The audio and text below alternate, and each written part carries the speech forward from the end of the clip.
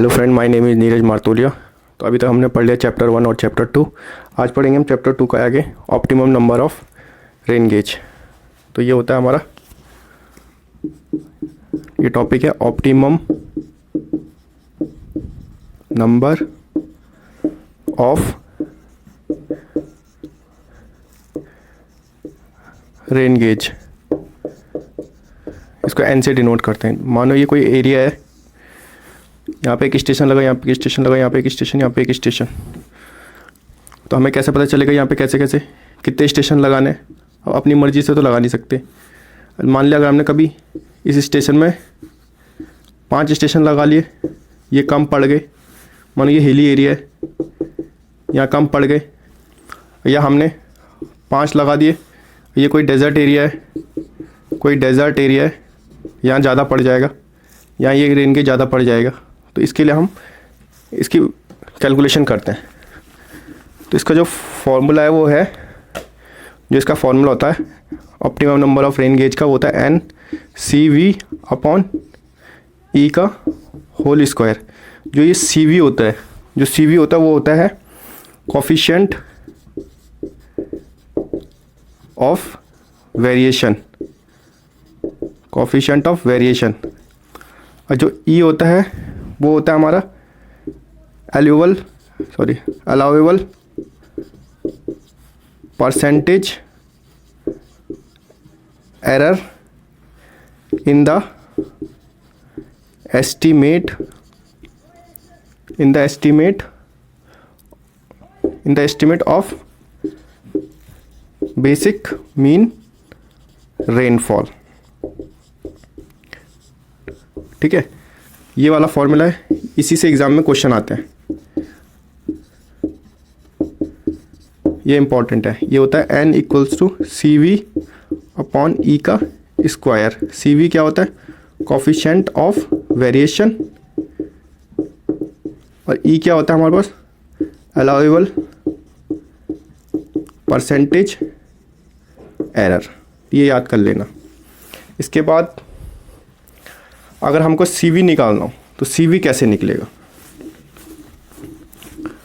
तो सी वी निकालने का जो फॉर्मूला होता है, वो होता है standard deviation minus standard deviation upon mean rainfall into 100। ये होता है सी वी निकालने का फॉर्मूला। सी वी क्या होता है? Coefficient of variation.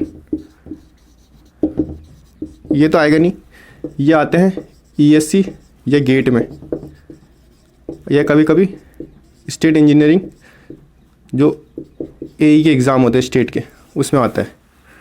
ठीक है, तो ये है CV निकालने का फॉर्मूला। ये P बार होता है। ठीक है, स्टैंडर्ड डेविएशन, ये क्या होता है? स्टैंडर्ड डेविएशन ये क्या होता है? Mean rainfall. ठीक है, ये क्या होता है? CV निकालने का फॉर्मूला होता है standard deviation upon P bar into में 100। Standard deviation, mean rainfall. तो सबसे पहले CV निकालने के लिए पहले हमको मीन रेनफॉल पता होना चाहिए। तो मीन रेनफॉल कैसे निकलेगा? तो पहला स्टेप फर्स्ट डालना, जो मीन रेनफॉल निकलेगा, मीन रेनफॉल कैलकुलेशन, जो ये निकलेगा हमारा, इसका एक फॉर्मूला होता है। जैसे एवरेज निकालते हैं, मानो ये कोई एरिया है, यहाँ 1 2 3 4 रेन गेज लगे हुए हैं। ठीक है, 1 2 3 4 रेन गेज लगे, तो कैसे निकलेगा? ये निकलेगा P bar equals to P1 plus P2 plus P3 plus P4। ठीक है, ये क्या है? रेन गेज है। ये हमको क्या देते हैं? ये हमको प्रेसिपिटेशन देते हैं। किसके टर्म्स में? डेप्थ की टर्म्स में। किस में देते हैं डेप्थ की टर्म्स में? नॉन रिकॉर्डिंग में। नॉन रिकॉर्डिंग क्या क्या होती है? साइमन और standard non recording rain gauge. ठीक है, ये दोनों। तो ये देते हैं ये होगा P1 P2 P3 P4। Average निकालने के लिए क्या करेंगे, 4 से डिवाइड कर देंगे, ठीक है। ये इसका फॉर्मूला होता है। अगर इसको फॉर्मूले के टर्म में लिखें, क्योंकि कितने भी रेन गेज हो सकते हैं, तो अगर इसको फॉर्मूले के टर्म में लिखें तो ये होगा P bar upon P1 plus P2 plus P3 Pn upon जितने भी वहाँ रेन गेज लगे होंगे वो फॉर्मूला ये बनेगा। फॉर्मूला बनेगा P bar P1 plus P2 plus P3 so on plus Pn upon में n। ये बन जाएगा इसका फॉर्मूला। इसके बाद आता है स्टेप 2 में हम स्टैंडर्ड डेविएशन निकालेंगे। स्टैंडर्ड डेविएशन कैसे निकालेंगे, तो स्टेप 2 होगा हमारे पास कैलकुलेशन ऑफ स्टैंडर्ड डेविएशन। तो स्टैंडर्ड डेविएशन कैसे निकलेगा, सिग्मा n-1 से डिनोट करेंगे इसको। ये निकलेगा हमारा रूट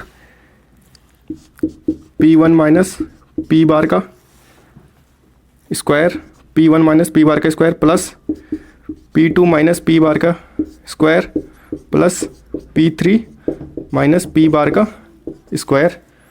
आगे चलता रहेगा Pn माइनस P बार का स्क्वायर। और क्या करेंगे, जितना भी नंबर ऑफ रेन गेज होगा उसमें से एक माइनस कर देंगे तो हमारा स्टैंडर्ड डेविएशन निकल जाएगा, ठीक है। स्टैंडर्ड डेविएशन, क्योंकि अगर स्टैंडर्ड डेविएशन मिल जाएगा हमको और मीन रेनफॉल मिल जाएगा तो हमको CV की वैल्यू पता चल जाएगी। CV क्या होता है, coefficient of variation, coefficient of variation, ठीक है। ये हो गया फॉर्मूला, हो गया। पॉज कर दे।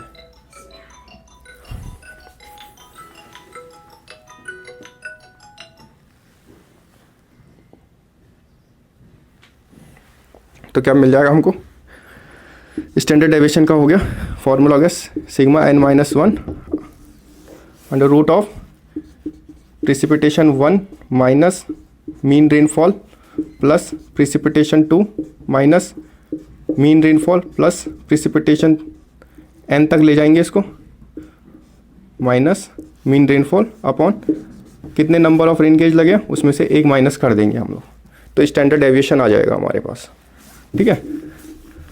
उसके बाद आता है, उसके बाद आएगा हमारे पास, उसके बाद हम CV निकाल लेंगे। उसके बाद हम CV निकाल लेंगे।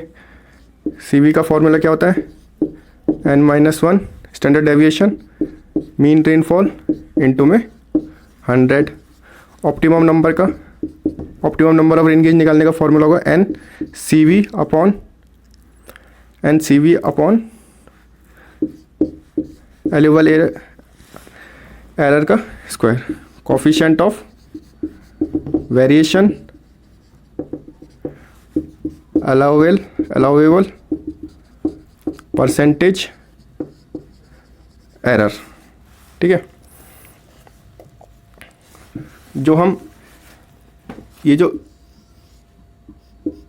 होता है परसेंट अलाउएबल परसेंटेज एरर, जो अलाउएबल परसेंटेज एरर होता है, ये जनरल कितना रखते हैं हम, जनरली हम इसको 10% लेते हैं, ठीक है। जनरली 10% लेते हैं, पर क्वेश्चन में कुछ भी दिया हो सकता है, तो क्वेश्चन के अकॉर्डिंग चलना। अगर क्वेश्चन में कुछ नहीं दिया होगा तो 10% लेंगे अलाउएबल परसेंटेज एरर। उसके बाद इसमें क्वेश्चन होगा, एक और होता है इसमें, एक लास्ट स्टेप होता है, एक लास्ट स्टेप है, कई क्वेश्चन में दे दिया जाता है, जैसे additional number of rain gauge, कि एडिशनल कितने लगेंगे इसमें रेन गेज, तो क्या होगा, ऑप्टिमम नंबर में से जितने रेन गेज, ऑप्टिमम नंबर में से जितना वैल्यू आएगी, जितने हमको, ये कितना आएगा कि इतना हमको चाहिए। मानो एग्जांपल मानो कि optimum number of rain gauge कितना आ गया, 9 आ गया, और पहले से वहाँ कितने लगे थे, 6 लगे थे, तो 9 - 6 3 रेन गेज की हमको और ज़रूरत पड़ेगी, additional number of rain gauge में। ठीक है, इसका एक क्वेश्चन है, क्वेश्चन बता देता हूँ मैं कि अगर दे रखा हो कोफिशिएंट ऑफ वेरिएशन दे रखा हो हमको 29.54, ठीक है, कोफिशिएंट ऑफ वेरिएशन, और इसमें दे रखा होगा हमको परसेंटेज ऑफ एरर कितना दे रखा है हमको, 10% का दे रखा है। अगर हम इसमें हमसे पूछ लें कि optimum number of rain gauge कितने चाहिए, कितना होगा, optimum number of rain gauge कितना होगा, ये हमको फाइंड करना है। और एन दे रखा हमको पहले से कितना दे रखा है, 6 रेन गेज दे रखा है कि 6 रेन गेज पहले से लगे हुए हैं। मतलब मान लो ये कोई एरिया है, यहाँ पहले से 1 2 3 4 5 6 रेन गेज पहले से लगे हुए हैं, तो हमको कितने चाहिए या कितने घटाने पड़ेंगे ये पता चल जाएगा इसमें। तो एन निकालेंगे हम, एन का फॉर्मूला क्या था, CV/E का होल स्क्वायर। CV क्या था, कोफिशिएंट ऑफ वेरिएशन, E क्या था, अलाउबल परसेंटेज एरर। ठीक है, तो CV कितना देगा, 29.54/10 का होल स्क्वायर। 10 है, एक पॉइंट आगे आ जाएगा, 2.954 होगा। इसका होल स्क्वायर करेंगे, जब इसका होल स्क्वायर करेंगे कितना आ जाएगी वैल्यू आएगी हमारे पास 8.72। तो 8.72 तो हम ले नहीं सकते, तो हम कितना ले लेंगे, 9 रेन गेज ले लेंगे। 9 रेन गेज आ जाएगा आंसर, 9 रेन गेज। तो अगर 9 रेन गेज आ गया तो इस 9 रेन गेज में से कितना, 90% तो नॉन रिकॉर्डिंग वाला चल जाएगा। 9 का 90% में जो भी होगा नॉन रिकॉर्डिंग चल जाएगा, पर जो 10% होगा इसका वो रिकॉर्डिंग चाहिए हमको, जिसको हम सेल्फ रिकॉर्डिंग भी कहते हैं। ठीक है, और नॉन रिकॉर्डिंग में क्या क्या आते हैं, टिपिंग बकेट, और फिर वेइंग बकेट और एक नेचुरल साइफोन। नेचुरल साइफोन को हम और क्या कहते हैं, इसको हम फ्लोट कहते हैं, फ्लोट रेन गेज। ये दोनों हमको क्या देते हैं, वेइंग बकेट और नेचुरल साइफोन बकेट हमको क्या देते हैं, नेचुरल साइफोन और वेइंग बकेट क्या देते हैं हमको, ये देते हैं हमको मास कर्व। मास कर्व किस किस के बीच में बनता है, एक्यूमुलेटेड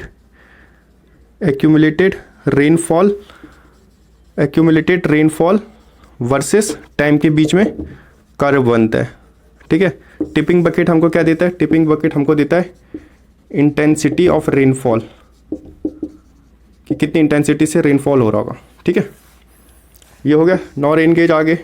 90 उसमें से नॉन रिकॉर्डिंग होना चाहिए और 10% उसमें से रिकॉर्डिंग वाला होना चाहिए। ठीक है, अब ये आ गया। अब हमारे पास ऑप्टिमम नंबर तो आ गया कि n कितना है, 9 रेन गेज।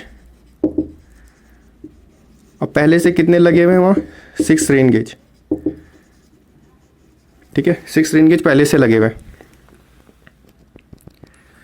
तो क्या होगा, क्वेश्चन में अगर पूछ लिया, क्वेश्चन पढ़ लेना अच्छे से, क्वेश्चन में लिखा होगा एडिशनल नंबर, अगर additional number of rain gauge कितना चाहिए, तो additional number of rain gauge जो चाहिए होगा वो क्या चाहिए होगा, ऑप्टिमम में से जो पहले से लगे हुए रेन गेज है उनमें इसको माइनस कर देंगे, 9 में से 6 माइनस कर देंगे, तो 3 जो होगा additional number of rain gauge होगा,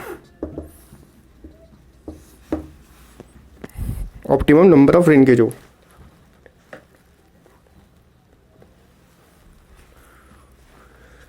ठीक है, ये आ गया। फिर उसके बाद आगे है, फिर आगे आता है हमारे पास, estimation of missing data. Estimation of missing data, इसमें क्या क्या होता है, पहला होता है डेली रेनफॉल, दूसरा होता है हमारे पास एवरेज रेनफॉल, और थर्ड क्या होता है हमारे पास, एवरेज एनुअल रेनफॉल, ठीक है, ये सब कुछ होगा। क्या क्या होगा? डेली रेनफॉल, एवरेज रेनफॉल और एवरेज एनुअल रेनफॉल। ठीक है, तो जो सबसे पहले है डेली रेनफॉल। डेली रेनफॉल क्या होता है?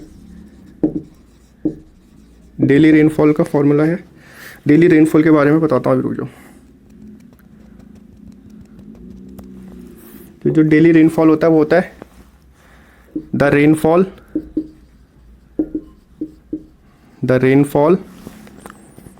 कलेक्टेड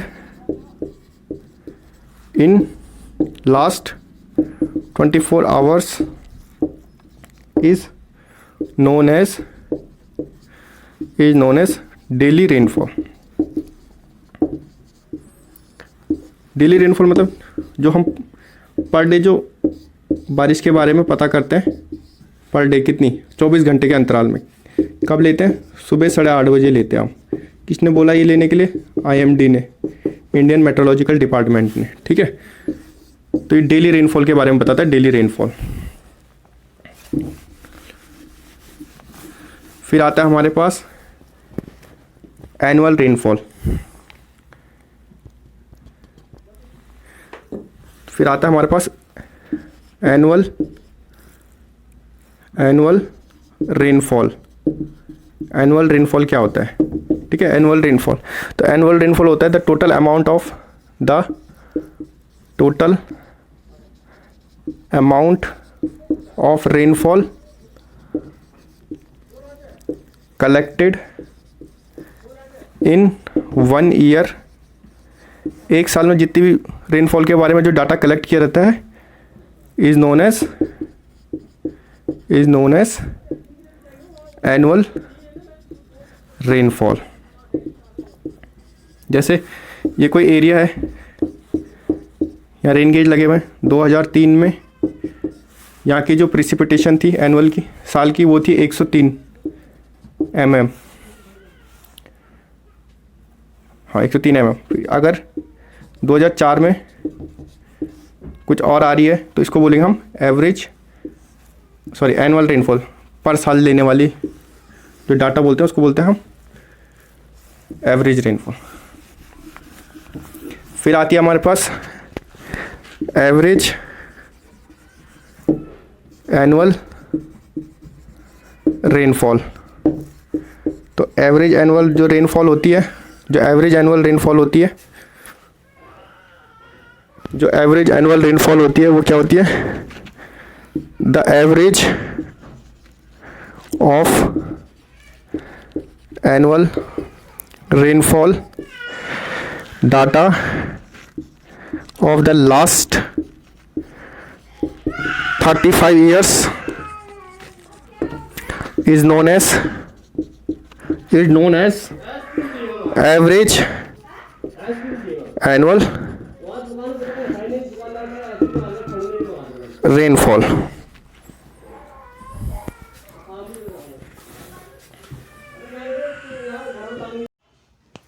तो फ्रेंड, अभी हम पढ़ रहे थे एवरेज एनुअल रेनफॉल। तो एवरेज एनुअल रेनफॉल क्या होता है? ये होता है the average of annual rainfall data of the last 35 year. जो मतलब लास्ट 35 ईयर का डाटा होता है रेनफॉल का, उसके डाटा को हम कहते हैं लास्ट 35 ईयर का। ये पेपर में आ सकता है कि एवरेज एनुअल रेनफॉल में कितने ईयर का डाटा लेते हैं? वो लेते हैं हम 35 ईयर का, 35 ईयर्स का डाटा लेते हैं। ठीक है, 35 ईयर्स का डाटा लेते हैं हम, is known as average annual rainfall. Average annual rainfall में 35 ईयर का, एनुअल रेनफॉल में 1 ईयर का, और जो होता है डेली रेनफॉल में 24 आवर्स का। याद रखना, ये 1 ईयर, 24 ईयर एंड 35 ईयर।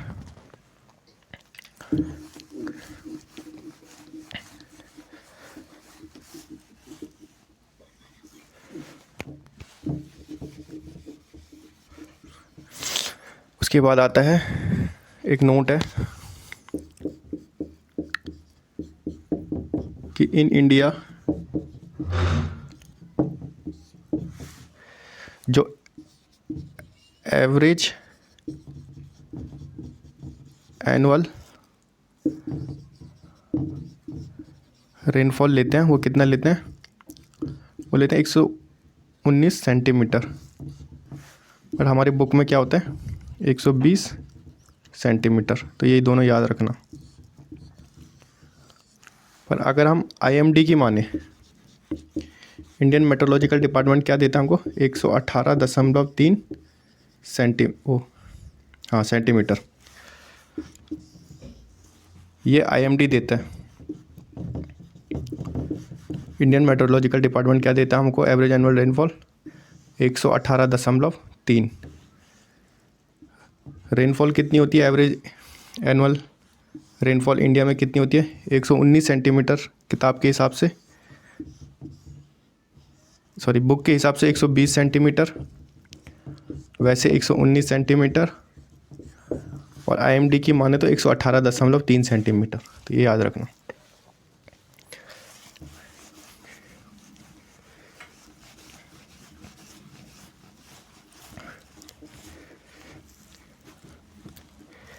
इसके बाद आता है एक नॉर्मल प्रिसिपिटेशन। Normal precipitation.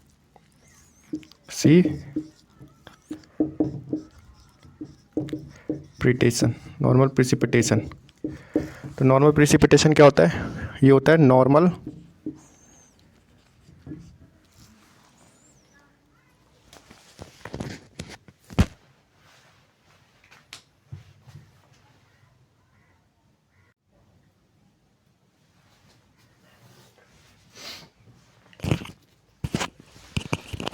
तो हम पढ़ रहे थे नॉर्मल प्रिसिपिटेशन क्या होता है। तो नॉर्मल प्रिसिपिटेशन होता है normal precipitation is the average rainfall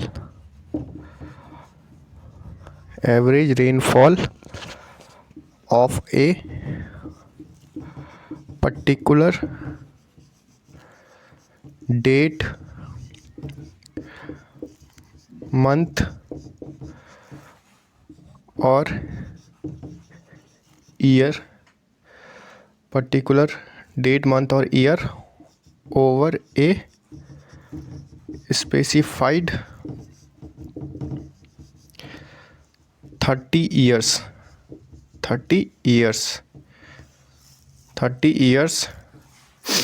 period. ठीक है। Normal precipitation is the average rainfall of particular किसी डेट की, किसी मंथ की, किसी ईयर की ओवर ए स्पेसिफाइड 30 ईयर्स। ये याद रखना, नॉर्मल प्रिसिपिटेशन में क्या हो 30 ईयर्स का डाटा होता है। एनुअल एवरेज रेनफॉल में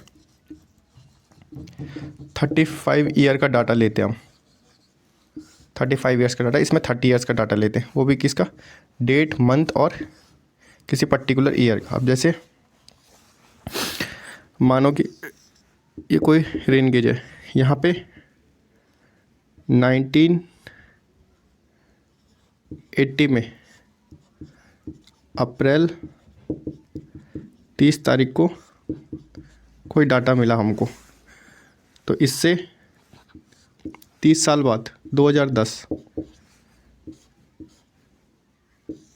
मानो कि हम 2010 में हैं और हमको डाटा चाहिए 1980 के अप्रैल के 30 तारीख का।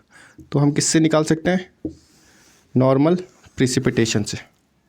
ठीक है। उसी तरह से मंथ का हो, अगर हमको मंथ का निकालना हो, 30 साल पहले मंथ का निकालना हो, ठीक है, जैसे मई का निकालना हो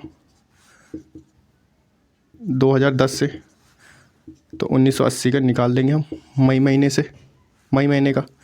ईयर का लगाना हो 2010 से 30 साल पीछे जाएंगे 1980 पे, नॉर्मल प्रिसिपिटेशन से हम निकाल देंगे, क्योंकि ये एक नॉर्मल प्रिसिपिटेशन क्या होता है, average rainfall of the particular date month and year over the specified 30 year. इसमें जो याद करने वाली चीज़ है वो 30 ईयर्स है कि नॉर्मल प्रिसिपिटेशन में क्या करते हैं, 30 ईयर्स का डाटा लेते हैं एनुअल एवरेज, और एनुअल एवरेज रेनफॉल में 35 ईयर का डाटा लेते हैं।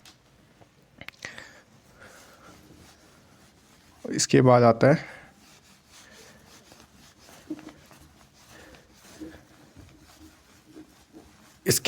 है methods of calculating the missing data. ठीक है, method of calculation of the missing data. तो ये दो मेथड से होता है। ठीक है, तो जो सबसे पहला मेथड होता है वो arithmetic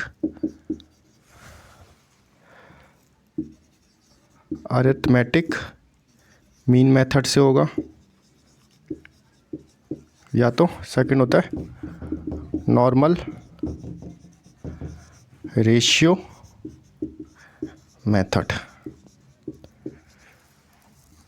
method of calculating the missing data. Missing data का मान लो कि जैसे 4 रेन गेज लगे, ये 4 रेन गेज लगे हुए हैं। ठीक है, अब हमने यहाँ 1980 का ले लिया, 1990 का ले लिया, 2000 का ले लिया। अब समथिंग 2000 कहीं बीच में ये ख़राब हो गया, ये यूज़ में नहीं है। तो जो ये ख़राब वाला है उसका जो अब डाटा निकालेंगे वो इन 3 के बेसिस में निकालेंगे। ठीक है, वो 2 मेथड से निकाल सकते हैं, एक अरिथमेटिक मीन मेथड और एक नॉर्मल मीन मेथड। जैसे मैंने बताया, आपको दोबारा से बता देता हूँ। एक कोई एरिया है, यहाँ पे रेन गेज लगे हुए हैं। मानो पहले साल इन्होंने सही काम किया, दूसरे साल भी सही काम किया, सारे डाटा दिए, पर क्या हुआ, तीसरे साल कहीं बीच में ये ख़राब हो गया, ये वाला। बाकी बचे 3। अब इसका तो हमको मिलेगा नहीं, ये तो मिसिंग हो गया सारा। तो हम इस मिसिंग डाटा को कैसे निकालेंगे, इस मिसिंग डाटा को हम निकालेंगे इन तीनों की मदद से। कैसे, अरिथमेटिक मीन मेथड से या नॉर्मल मीन मेथड से। ठीक है, अब आगे बढ़ते हैं।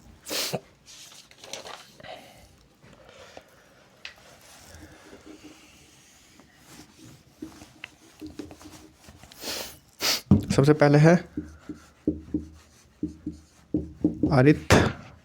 Arithmetic mean method. इसमें क्या होता है, when N1 N2 N3 NN differs by NX, जो ख़राब हो रखा है, NX by less than 10%। Arithmetical mean method में क्या होगा, जब N1 रेन गेज 1 का, रेन गेज 2, रेन गेज 3 के कितने नंबर ऑफ रेन गेज लगा, वो डेफर्स कर जाएगा जो ख़राब हो रखा है लेस देन 10%। अब कैसे, ये क्या होता है, ये जो भी होंगे ये सारे नॉर्मल प्रिसिपिटेशन है, नॉर्मल प्रिसिपिटेशन। अब हम आपको, अब इसका जो फॉर्मूला बनता है वो बनता है P1 plus P2 plus P3 plus P4 PN upon N, ये इसका फॉर्मूला है। ठीक है, जो इसमें P1 P2 P3 ये सब जो PN है, ये क्या है हमारे पास, ये हमारे पास एनुअल प्रिसिपिटेशन है, एनुअल प्रिसिपिटेशन है। ठीक है, कहाँ के एनुअल प्रिसिपिटेशन है, स्टेशन 1 2 3 जो भी है एन तक। इसमें कुछ भी याद नहीं करना, इसका क्वेश्चन आएगा नहीं जेईई के एग्ज़ाम में, ये एई के एग्ज़ाम का क्वेश्चन है। इसमें सिर्फ ये याद रखना है कि अरिथमेटिक मीन मेथड कब यूज़ करते हैं, जब हमारी nx की जो वैल्यू होती है वो लेस देन 10% होती है। अब एक क्वेश्चन करेंगे तब समझ आ जाएगा ये। फिर दूसरा है हमारे पास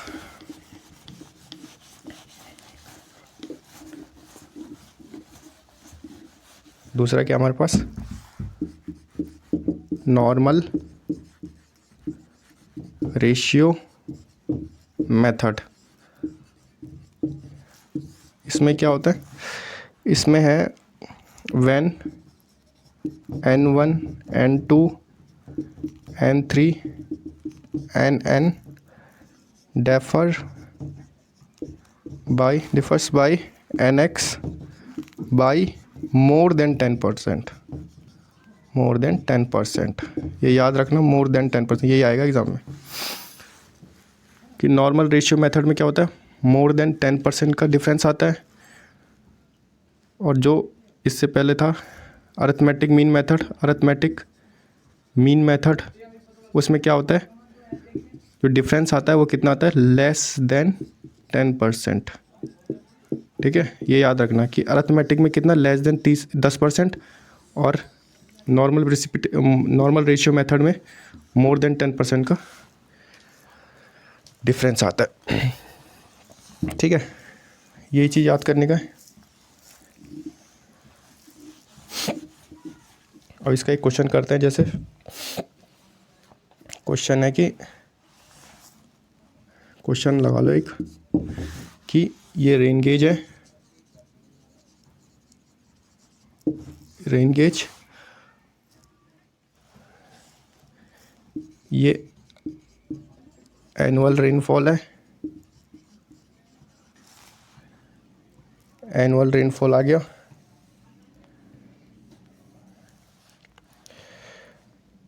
और ये लिखा है इन अ वाटर, ये क्वेश्चन है in a watershed 4 rain gauge लगा हुआ है, 1 2 3 एंड 4, ये 4 रेन गेज लगे हुए हैं। इसमें दिया हुआ है installed the depth of the normal annual rainfall of this station is 60 75 and 80 and 100। 60 75 80 and 100 centimetre में। ठीक है, ये देगा, ये क्या है हमारी, ये सारी एन की वैल्यू है।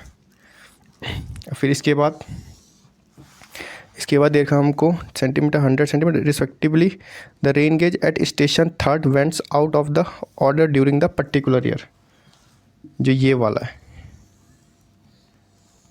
ये ख़राब हो गया किसी साल में। ठीक है, particular year the annual rainfall for that year recorded at the remaining 3 station is. तो जो इसमें क्या चाहिए, अच्छा ये नॉर्मल है, ये नॉर्मल एनुअल रेनफॉल है, ये एनुअल रेनफॉल है, इसको हम डिनोट करेंगे P से। ये वाला स्टेशन ख़राब हो चुका है, यहाँ हमको डाटा नहीं पता होगा, तो इसका डाटा दिया हुआ है 90 60 और 70 सेंटीमीटर। ये क्वेश्चन उतार लेना कि कोई 4 स्टेशन है, उसका जो नॉर्मल एनुअल रेनफॉल दे रखा है, तो नॉर्मल एनुअल रेनफॉल दे रखा है पहले स्टेशन का 60 है और एवरेज कितना है 90। दूसरे का जो दे रखा है 75 सेंटीमीटर, एनुअल कितना है 60 सेंटीमीटर। स्टेशन 3 पे नॉर्मल प्रेसिपिटेशन जो हो रही है 80 सेंटीमीटर, पर जो एनुअल निकालना है स्टेशन ख़राब हो चुका है। 4th में 100 सेंटीमीटर और 70 सेंटीमीटर। ठीक है, अब इसको सॉल्व करते हैं।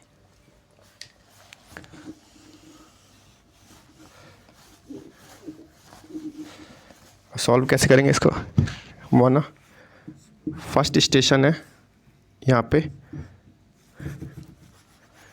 माना यहाँ पे फर्स्ट स्टेशन है, यहाँ पे सेकंड स्टेशन है, यहाँ पे 3rd स्टेशन है और यहाँ पे 4th स्टेशन है।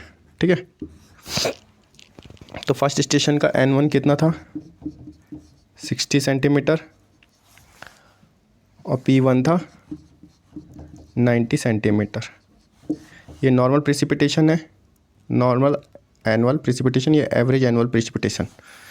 फिर N2 P2 ये है हमारे पास 60 सेंटीमीटर 75 सेंटीमीटर। फिर थर्ड है हमारे पास N3 P3। N3 था हमारे पास 80 सेंटीमीटर, पर P3 के डाटा हमारा मिसिंग है। फोर्थ स्टेशन पे नॉर्मल जो प्रेसिपिटेशन हुआ वो है 100 सेंटीमीटर, और जो एवरेज है, एवरेज एनुअल प्रेसिपिटेशन P4 वो कितना है हमारे पास, वो है हमारे पास 70 सेंटीमीटर। तो ये सब कुछ है, ठीक है।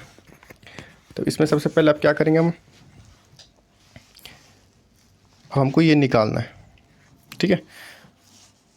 इसके लिए सबसे पहले हम देखेंगे कि ये 10% से ज़्यादा डेफर कर रहा है, ज़्यादा डेफर कर रहा है या कम डेफर कर रहा है, कम डिफरेंस आ रहा है इसमें, ठीक है। तो सबसे पहले क्या करेंगे,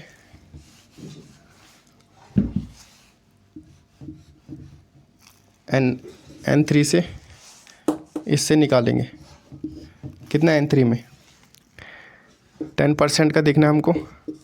एक का 10% कितना होगा 0.1, तो 1.1 इंटू N3, ये NX हो, NX मान के चलना है इसको। और एक का 10% कितना होता है 0.1, 1.1 इंटू N3 0.1 होता है।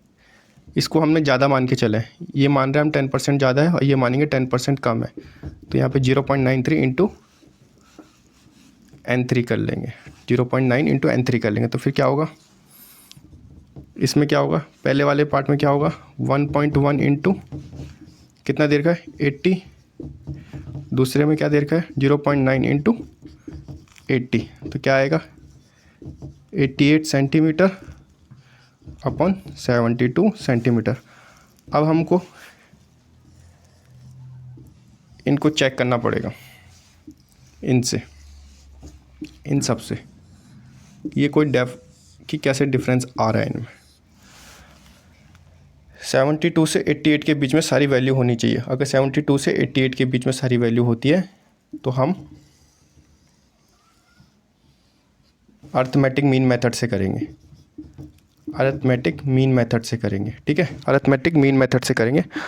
पर अगर कोई भी 72 और 88 के से ज़्यादा कोई भी एक वैल्यू चली गई तो हम फिर नॉर्मल रेशियो मेथड से करेंगे, नॉर्मल रेशियो मेथड से करेंगे।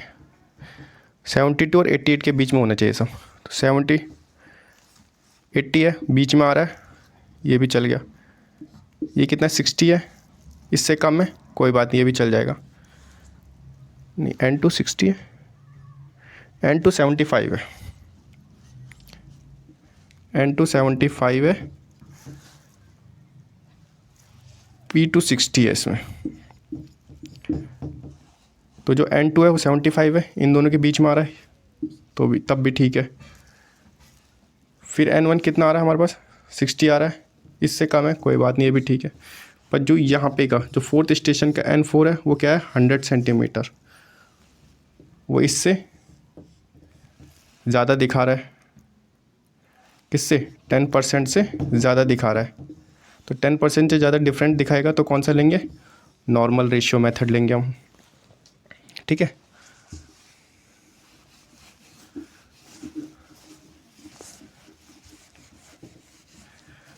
तो जो नॉर्मल रेशियो मेथड है,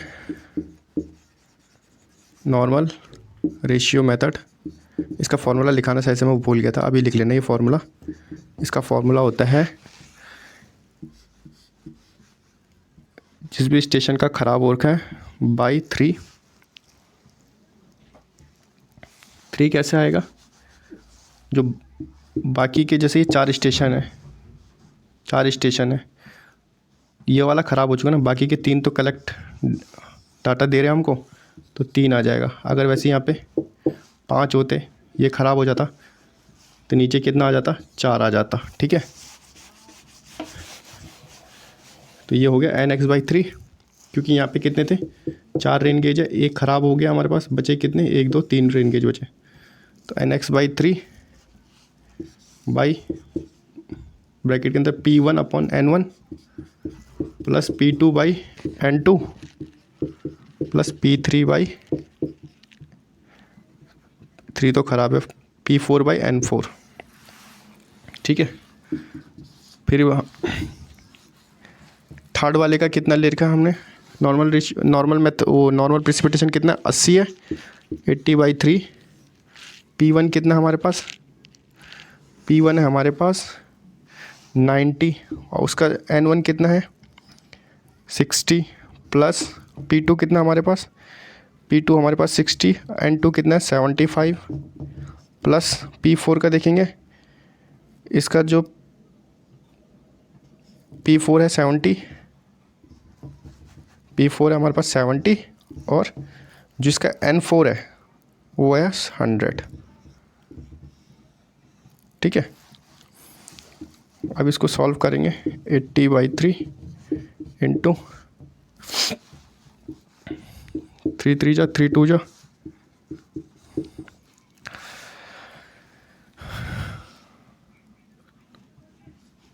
15 चौके 15, 4/5 7/10।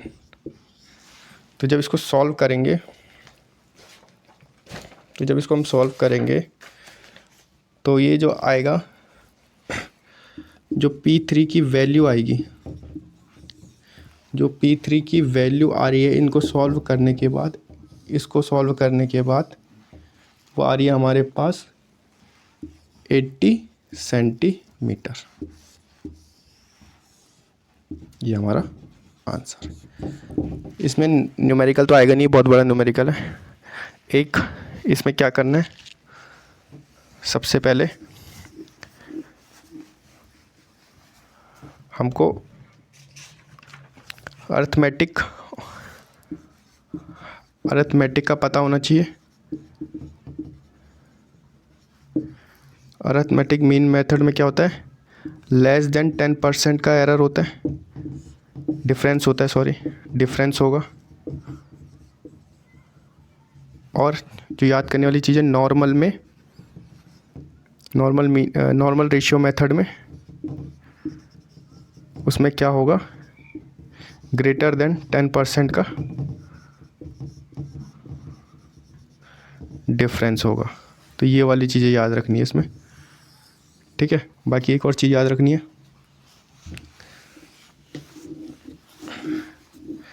बाकी यह है कि इसमें एक चीज़ याद रखनी है, इसका फॉर्मूला याद रख लेना। अरिथमेटिक मीन मेथड का जो फॉर्मूला होता है वो होता है हमारे पास, वो होता है Px equals to P1 plus P2 plus P3 plus P4 Pn तक, जितने नंबर ऑफ रेन गेज लगे होंगे उनसे डिवाइड, जैसे कोई एवरेज निकालते हैं हम लोग। ठीक है, बाकी जो याद रखने वाली चीज़ है इसमें एक और, वो याद रखनी है हमको नॉर्मल रेशियो मेथड का।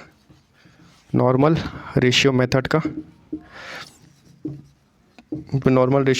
होता है, वो होता है हमारे पास Px/NX/N। N कौन सा लेंगे, जो यूज़ हो रहे होंगे, जो ख़राब नहीं, जो यूज़ हो रहे होंगे वो लेंगे, upon P1/N1 plus P2/N2 plus P3/N3 Pn/Nn।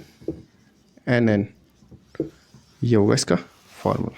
ठीक है, बाकी जो इसमें से सबसे ज़्यादा याद रखना है, जो और चीज़ याद रखनी है जो एग्ज़ाम में आ सकती है, जो इसमें याद रखना है, वो क्या रखना है हमको सबसे ज़्यादा याद, कि डेली में क्या होता है, डेली रेनफॉल में 24 आवर्स का डाटा कलेक्ट होता है। ठीक है, फिर आता है डेली हो गया, फिर सेकंड आ जाएगा हमारे पास annual rainfall. Annual rainfall, annual rainfall में 1 ईयर का डाटा, 1 ईयर का डाटा। तीसरा आता है हमारे पास एवरेज एनुअल रेनफॉल। इसमें क्या करेंगे हम, इसमें हम 35 साल का डाटा ले लेंगे, 35 ईयर्स का डाटा ले लेंगे। फिर हमारे पास एक और चीज़ आ जाएगी, वो एक चीज़ और क्या आएगी, वो एक चीज़ आएगी हमारे पास नॉर्मल प्रेसिपिटेशन क्या होता है। नॉर्मल प्रेसिपिटेशन क्या होता है, इसमें क्या करते हैं हम, तो सबसे पहले 30 ईयर्स का डाटा लेते हैं, 30 ईयर्स का डाटा लेंगे, ये याद रखना है 30 ईयर्स का डाटा, और उसमें एवरेज एनुअल रेनफॉल में 35 ईयर का डाटा। इसमें क्या होता है, नॉर्मल प्रेसिपिटेशन से हम किसी पर्टिकुलर डेट का, किसी मंथ का, किसी भी ईयर का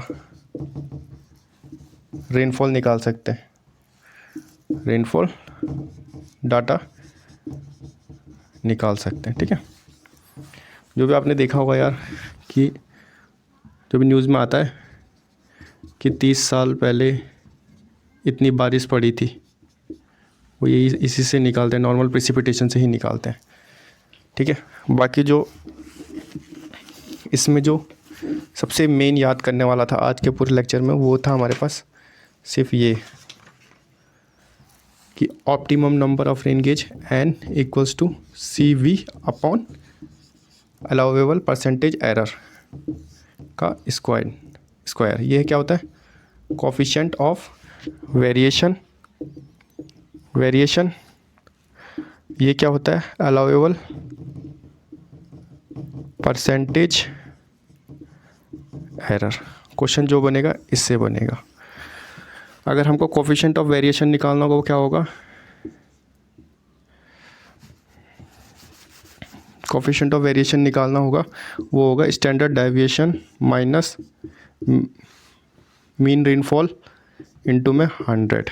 ठीक है, ये याद कर लेना। मीन रेनफॉल निकालना होगा, वो निकलेगा P1 P2 P3 n upon n number से, जैसे एवरेज निकालते हैं। ठीक है, और अगर इसी में कहीं स्टैंडर्ड डेविएशन निकालने के लिए बात कर दी गई, तो वो कैसे निकलेगा, वो निकलेगा P1 minus mean rainfall plus P2 minus